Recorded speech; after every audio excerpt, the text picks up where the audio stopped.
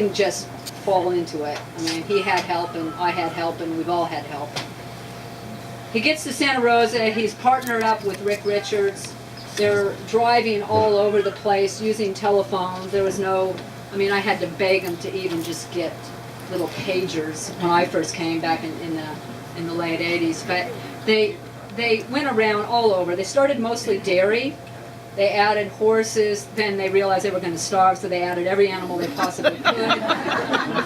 They had Paul Bowles join them, and then a series of veterinarians, Don McCorkle, John Kaufman, all kinds of people. And if I've left somebody out that's standing here, I'm sorry. Huh?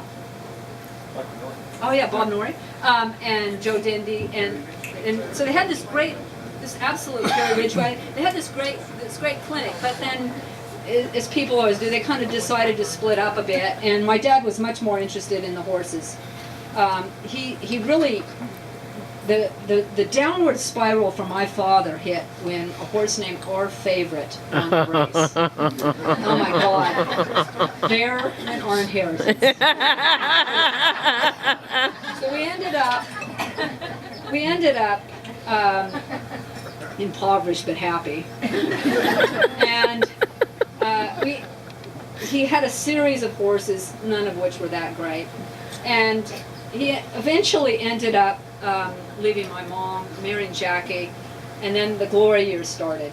And he got this great horse, Raise Your Skirts, who won race after race after race. Yay. But he didn't have a lot of money, so he partnered up with people.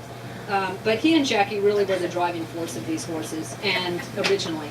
And then they got Grinzin. And I don't know if you guys know, but Grinzin probably is a foundation sire for a very huge farm in Ireland called Moygler. And many, many, many great horses came out of often the second generation of Grinzin. And one of them was a horse called Media Puzzle, who won the Melbourne Cup. And a long, long time ago, my dad had this very nice painting made of Grinzin by Christine Kikobet, who is one of the premier thoroughbred artists. He never liked the painting. It sat in his closet, and I would come year after year and visit. Finally, I said, "Don't you like that picture?" And I was thinking, "Yeah, it might look nice on the wall." And so I asked him if I could have it.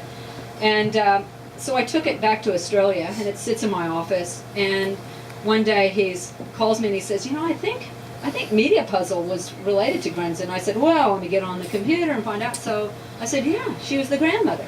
And so, like, now I am cool in Australia because I have my dad had the grandmother of Media Puzzle, and so we made our logo for our veterinary clinic, this little picture of Grinzin. And so he's calling me, he's going, "You know, I really kind of want that picture back." I'm like, no way. Okay. I failed to mention the fact that actually he had a few kids along the lines too. Okay. After me was my sister Jeannie. There. And my sister Janie. Okay. The greeter. The Laguna greeter. Good job. My brother Mark. And my sister Lynn. And is that it? Yeah. That's all we're counting. Anyway. Okay, so see me later if there's any issues. Wait, okay, Scotty's here. Well, I'm getting to the. Okay. She works alone, Jeannie. We've got. Okay.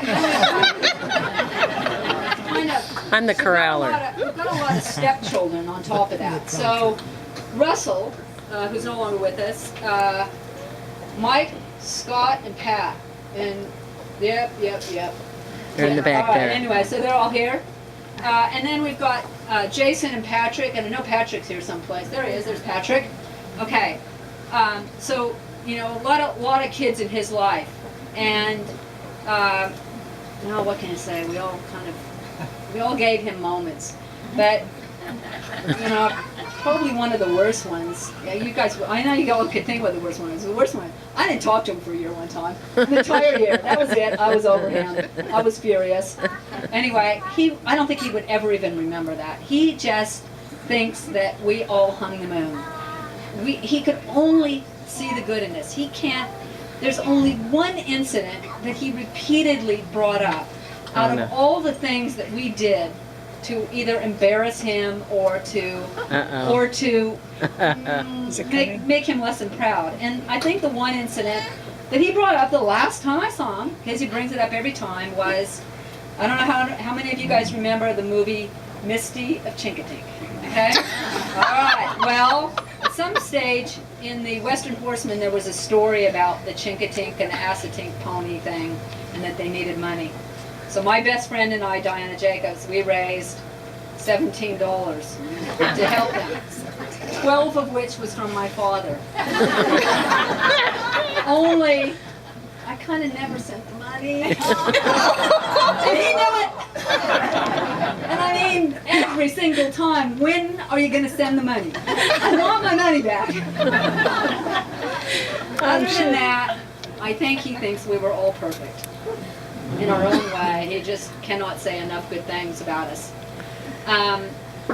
So, through all this, he ended up marrying Linda, who is the love of his life. Oh, there she is. Okay, she's smiling too, it's good. All right, okay. And eventually kind of eased into retirement. There's a couple quick stories I'm going to tell you about him before retirement, because I've lost my script and I'm having to wing it. One is, just to give you an impression of how hard he worked, he used to work all day, and then he would get in the car when he finished his last call. He would drive up to Davis from Santa Rosa, he would pick me up, and he would sleep. I would drive up to Grass Valley, and he would go up and take care of a stallion called Sizzlin' Hot. And they had about 130 mares there. And he would go up, he would check all the mares that needed checking, and if I didn't have to help, I would go fishing, so it wasn't all bad. Or I would be doing my university studies, because I was at university by then. And then he would collect the stallion and breed the mares, and I learned how to semen count at university, and so I was kind of helping do that, and Cover the at kids' one stage ears. he couldn't collect for whatever reason, so I collected my first stallion, Sizzlin' Hot, up there, and he was a challenge, because he was pretty wary, and you had to be really quick and all that kind of stuff. So it was all good stuff, and then he would have dinner. And then about 9 o'clock at night, we would drive back to Davis, and he would sleep, and I would drive, and then he would drop me off, and then he would drive home, and then 2 days later, he would repeat that through the entire breeding season.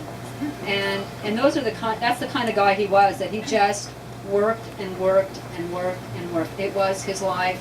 I'm sorry to say that's his life, but it was his life, aside from the horses. And also his dog thing that he loved. His really good friend, Tony Parsons, and he joined up together. He was interested originally in cattle dogs. We would drive down to San